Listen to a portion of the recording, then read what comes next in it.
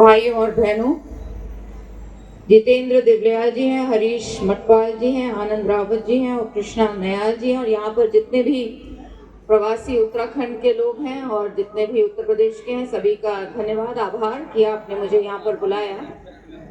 उत्तराखंड से मैं पहुंची हूँ। आज आप जानते हैं कोटद्वार में हमारे यहाँ इलेक्शंस चल रहे हैं, लेकिन आप लोगों के आग्रह पर मैं यहाँ पर पहुंची हूँ। भारत जो है वो त्योहारों का देश है और मकर संक्रांति भी एक ऐसा ही पर्व है। इसलिए मकर संक्रांति के शुभ अवसर पर मैं आप सबको ढेर सारी शुभकामनाएं और बधाई देती हूँ। हम सब भारतवासी त्योहारों के आदी हैं। धार्मिक त्योहार हो, हमारे राष्ट्रीय त्योहार हो, हम सब बड़े उत्सव और उल्लास के साथ त्योहारों को मनाते हैं। और क्यों ना मनाएं, जहाँ एक तरफ हमारी संस्कृति को बचाने में त्योहारों का बहुत बड़ा हाथ है, दूसरी तरफ समाज को जोड़ के रखने का भी बहुत बड़ा कार्य हमारे ये त्योहार करते हैं। तो मैं बधाई देना चाहूंगी आपकी समिति को कि इन्होंने एक मेले का रूप देकर इस त्योहार को मनाने का बहुत ही सुंदर प्रयास किया है। हम चाहते हैं कि हमारी संस्कृति, हमारी परंपराएं, हमारे त्योहार जो हैं वो लोगों से जुड़ें और इस संस्कृति और परंपराओं को हम अपने बच्चों को, अपनी भावी पीढ़ी को हम दे पाएं। जहाँ तक मकर संक्रांति का है, आप जानते हैं सब कि ये एक ऐसा त्योहार है जो सूर्य से संबंधित है। बाकी हमारे जो त्योहार आते हैं वो क्योंकि चंद्र से संबंधित रखते हैं, इसलिए तिथि बदलती रहती है। लेकिन मकर संक्रांति की एक ऐसी तिथि है कि वो 14-15 जनवरी को ही आती है और हम सब धूमधाम से मकर संक्रांति को मनाते हैं। खासकर एक और बड़ी अच्छी चीज इस वक्त जो है, आप जानते हैं कि महीने को भी हम कृष्ण पक्ष और शुक्ल पक्ष कहते हैं। इसी तरह से आयान है, दक्षिणायण और उत्तरायण। उत्तरायण की तरफ जब हमारे सूर्य निकल पड़ते हैं और वो 14-15 जनवरी को निकल पड़ते हैं और धनु राशि से जब मकर राशि की तरफ के अंदर आते हैं, तब हम मकर संक्रांति मनाते हैं। पूरे देश में मकर संक्रांति मनाते हैं। इसीलिए तो कह रही हूँ, हमारे जो त्योहार हैं वो हम सबको जोड़ कर रखते हैं, पूरे देश को जोड़ कर रखते हैं। कहीं हम पोंगल कह रहे हैं, कहीं हम खिचड़ी कह रहे हैं, कहीं हम तिल संक्रांति कह रहे हैं, कहीं हम मकरैणी कह रहे हैं, कहीं हम मकर संक्रांति कह रहे हैं। तो बहुत ही सुंदर, बहुत ही जबरदस्त त्योहार है। खिचड़ी खाई जाती है, घी के साथ खाई जाती है, तिल लड्डू दान किए जाते हैं, गंगा स्नान किया जाता है। और इस वक्त तो हम सब कुंभ, 144 साल के बाद इस बार ऐसा कुंभ आया है, सब लोग कुंभ की तरफ, प्रयागराज की तरफ हम लोग सब जा रहे हैं। तो जो हमारा देश है, जो पूरी तरफ, चारों तरफ इतनी बढ़िया सुंदर त्योहार रहते हैं और हम सब खूब उत्साह के साथ उन त्योहारों को मनाते हैं। क्योंकि उत्तराखंड से आई हूँ, उत्तराखंड के वासी हैं। आप ये भी जानते होंगे कि अब हम 25वें साल में एंटर कर रहे हैं। 25 साल के अब होने जा रहे हैं, नवंबर में हम 25 साल के हो जाएंगे। और इस 25 साल में आपने देखा होगा, महसूस किया होगा कि उत्तराखंड में बहुत सारा बदलाव आया है। पहले भारत की बात करना चाहूंगी। मुझे आए भी अभी राजनीति में बहुत ज्यादा समय नहीं हुआ है, लेकिन 2017 से आज तक मैं देख रही हूँ कि भारत में एक बदलाव आया है, एक चेंज आया है। चाहे वो इंफ्रास्ट्रक्चर के मामले हो, चाहे वो बहनों का मामला हो, महिलाओं का मामला हो, हर चीज में एक बदलाव दिखता है। विकास की ओर हम लोग चल पड़े हैं।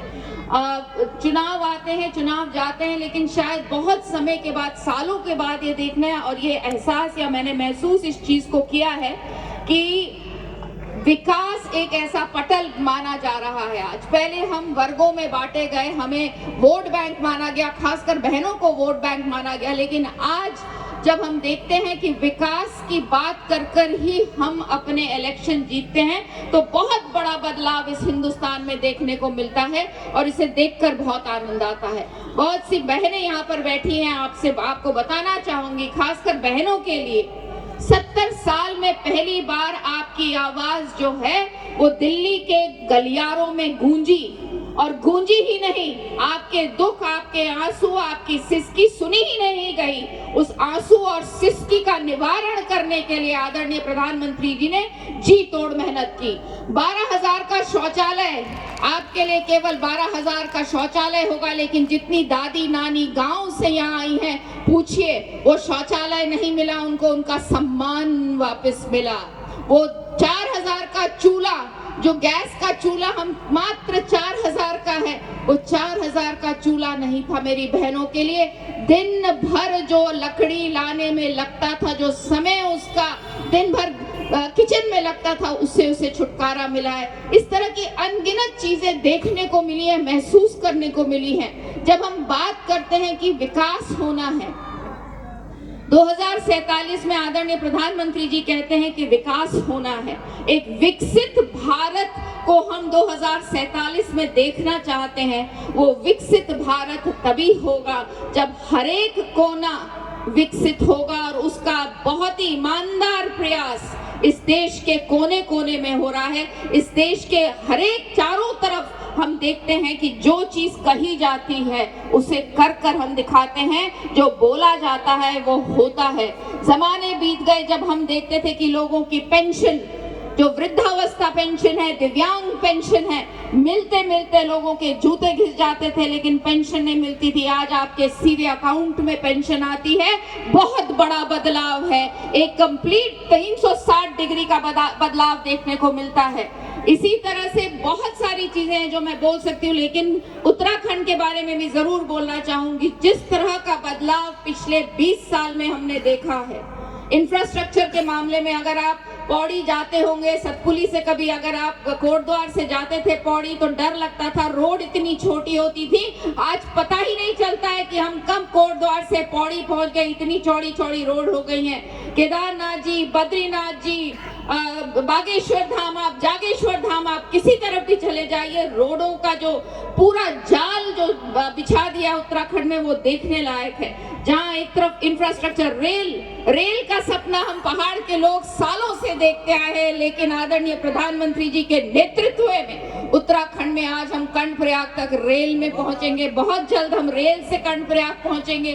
तो ऐसी अनगिनत चीजें उत्तराखंड में हुई हैं। साथ ही साथ अपनी परंपरा को बचाने के लिए, अपनी संस्कृति को बचाने के लिए भी बहुत जबरदस्त कार्य उत्तराखंड में हो रहे हैं। बार बार इस बात को कहा जा रहा है कि हमें अपनी संस्कृति को बचाना है, अपने धरोहर को बचा के रखना है, अपना खान पान, अपना वेशभूषा सबको बचा के रखना है। इस तरह के अनेक अनगिनत प्रयास उत्तराखंड में हो रहे हैं। और मुझे लगता है जब प्रवासी लोग अपने इलाके में, अब आप यूपी में आकर गाजियाबाद में, लोनी में एक इतना बढ़िया कार्यक्रम कर रहे हैं, आपको बधाई है। मैं चाहूंगी कि ये परंपरा जो उत्तराखंड, जो देवभूमि के संस्कार हैं, जो देवभूमि की सोच है, जो देवभूमि की संस्कृति है, जो देवभूमि की परंपरा है, उस परंपरा, उस संस्कृति को आप पूरे अपने उत्तर प्रदेश ही क्या पूरे भारत में हम फैलाएं, क्योंकि हम देवभूमि से आते हैं और वहाँ की संस्कृति हमें पूरे